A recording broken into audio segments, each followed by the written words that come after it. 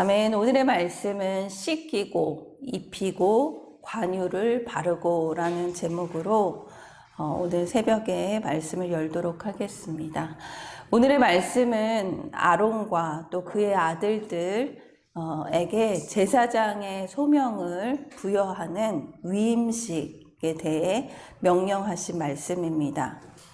모세는 회중 앞에서 아론과 그의 아들들을 데려다가 물로 씻깁니다. 온 백성의 제사장으로 세우고자 먼저 그들을 깨끗하게 해야 했기 때문입니다. 6절 말씀입니다. 모세가 아론과 그의 아들들을 데려다가 물로 그들을 씻기고 그 이후에 대제사장을 위해 특별히 제작된 그 거룩한 의복을 입혀 그들을 거룩하게 구별합니다. 7절에서 9절 말씀입니다. 아론에게 속옷을 입히며 띠를 띄우고 겉옷을 입히며 에봇을 걸쳐 입히고 에봇의 장식에 띠를 띄워서 에봇을 몸에 메고 흉패를 붙이고 흉패에 우림과 둠림을 넣고 그의 머리에 관을 씌우고 그 관 위 전면에 금패를 붙이니 곧 거룩한 관이라. 여호와께서 모세에게 명령하신 것과 같았더라. 하나님께서 모세에게 명령하신 이 제사장이 입어야 할 옷들은 아주 정교하게 만들어진 제사장의 옷입니다.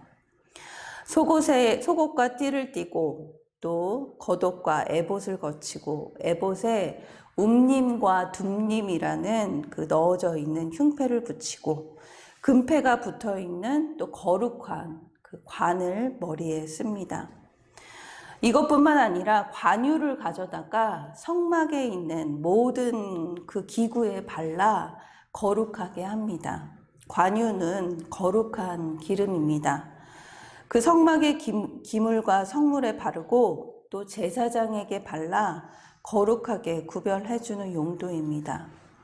이 관유는 4개의 귀한 향품과 감람나무, 즉 올리브 나무의 기름, 올리브유를 말하고 있죠.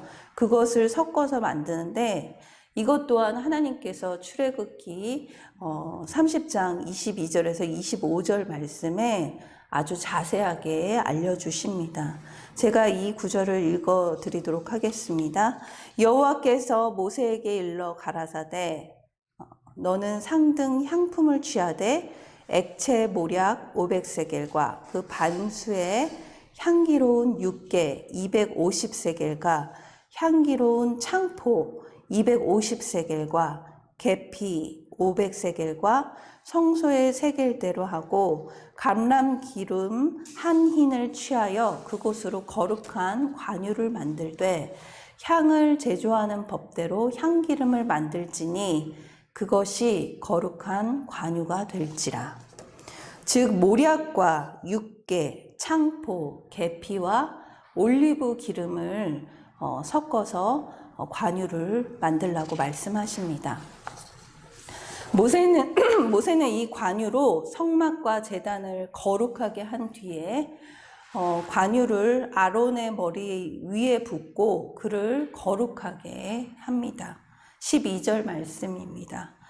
또 관유를 아론의 머리에 붓고 그에게 발라 거룩하게 하고 제사장의 위임식에서 중요한 단어는 3가지입니다. 씻김, 새 옷, 또 기름 부음입니다. 그 대상은 성소의 기물, 또 대제사장인 아론과 그의 아들들인 제사장들입니다. 이들은 출애굽 전까지는 이집트의 노예로 살아왔습니다. 하지만 이제는 그 하나님의 택하심을 받고 변화가 되어 새로운 소명과 또 새로운 직책을 맡게 됩니다. 이는 노예에서 거룩하게 구별된 자로 변화를 준비하는 것입니다. 특히 제사를 주관하는 제사장은 하나님과 이스라엘 백성 사이에 중재자의 역할을 합니다. 제사장은 백성을 대표해서 하나님께 나아가는 그 역할을 하지만 하나님의 대표로서 백성들에게 사죄 선언을 하기도 합니다. 그렇게 그들은 거룩하게 이제 세움을 받는 이 위임식이 그들에게 너무나 중요한 일입니다. 하나님께 드리는 제사의 성패는 바로 제사장의 손에 달려 있다고 해도 과언이 아닐 정도입니다. 하나님의 중재자로서 그 제사장으로서 거룩하지 못한 모습으로 나아간다면 그 백성을 대신해서 그 나아가는 그 거룩하지 않은 모습이라면 그 제사가 의미가 없기 때문입니다. 앞으로 묵상하게 될 레위기 10장에서 아론의 아들 나답과 나비우가 하나님이 명령하시지 않은 불로 분향을 했다가 다른 불로 분향을 했다가 죽음을 맞이하게 될 정도입니다. 그만큼 하나님이 우리를 제사장 삼으시고 우리가 제사장으로 삶 속에서 거룩하게 구별되어 살아가는 것은 결코 가벼운 것이 아닙니다. 이 위임식에서 행해진 제단과 성막은 하나님의 임재가 있는 지금 우리 공동체와 예배를 말하고 있습니다. 건강한 공동체를 만나 예배가 회복되면 우리의 인생의 방황이 끝나고 거룩한 제사장으로 삶으로 살아내는 목표가 세워지게 됩니다. 그리고 나의 거룩은 우리의 가정의 거룩, 또 일터의 거룩, 이어져 우리의 삶의 죄들이 씻겨지고 삶의 거룩으로 이어지게 됩니다. 그렇기 때문에 우리의 삶이 거룩한지 되돌아보는 것은 너무나 중요한 일입니다. 저와 여러분이 함께 묵상하길 원합니다. 내 삶에서 또 공동체와 예배를 거룩히 구별하고자 나는 어떤 적용을 하고 있습니까? 날마다 말씀과 기도를 통해서 우리에게 관유를 부으시는 주님의 거룩을 그 하나님의 임재를 함께 경험하는 저와 여러분이 되길 기도합니다. 제사장의 위임식은 제사장의 의복을 입히고 또 거룩하게 하는 관유를 바르는 것으로만 끝나지 않습니다. 그들이 외형적으로 거룩함을 입었다면 이제는 내면적으로 하나님께 온전히 엎드려지는 거룩함을 받아야 합니다. 그들이 씻고 옷을 입고 관유를 받아도 그들에게 죄가 있기 때문입니다. 그래서 아론과 그의 아들들은 이제 숫송아지로 속죄제를 드리고 순양으로 번제를 드리며 자신의 죄를 회개하고 주님을 향한 헌신을 다짐해야 합니다. 14절과 18절 말씀입니다. 모세가 또 속죄제의 숫송아지를 끌어오니 아론과 그의 아들들이 그 속죄제의 숫송아지 머리에 안수하매 18절 말씀입니다. 또 번제의 순양을 드릴새 아론과 그의 아들들이 그 순양의 머리에 안수하매 그들은 피 흘려 희생당하고 하나도 남김없이 불로 태워지는 그 제물을 보며 죄의 대가는 죽음뿐임을 인정하고 회개하며 사명을 따라 살기로 결단하게 됩니다. 여러분, 너무나 감사한 것은 그 기쁜 소식은 예수님께서 이 우리의 죄의 대가를 단번에 희생 제물로 자신을 드려 우리는 하나님의 용서와 은혜와 구원의 은혜를 우리의 대제사장인 예수님께서 대신 지셨다라는 것입니다.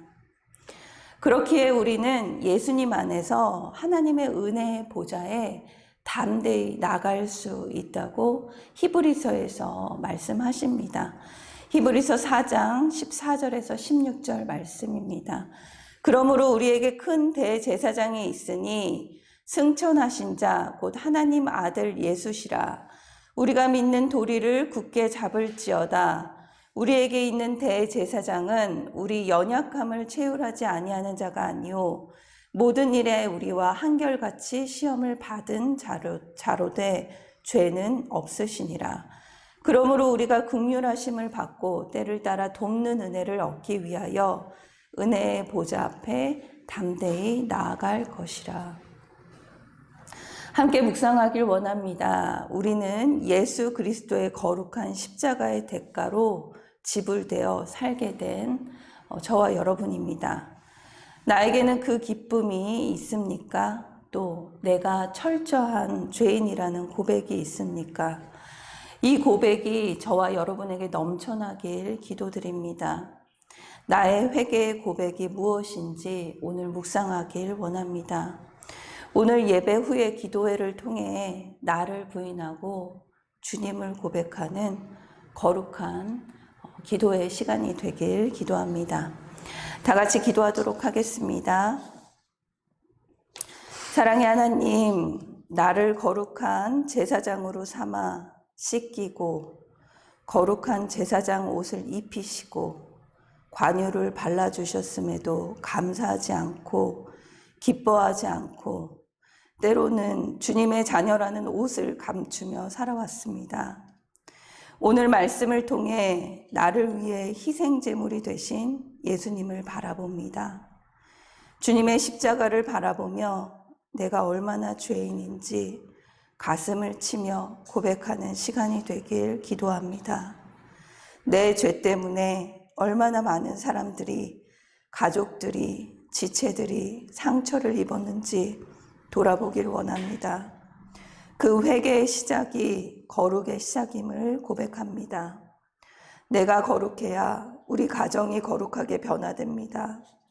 매일 말씀의 기도로 나를 씻어 주시옵소서, 나를 입혀 주시옵소서, 나에게 주님의 성령의 기름을 부어 주시옵소서. 감사드리며 예수님의 이름으로 기도드립니다. 아멘.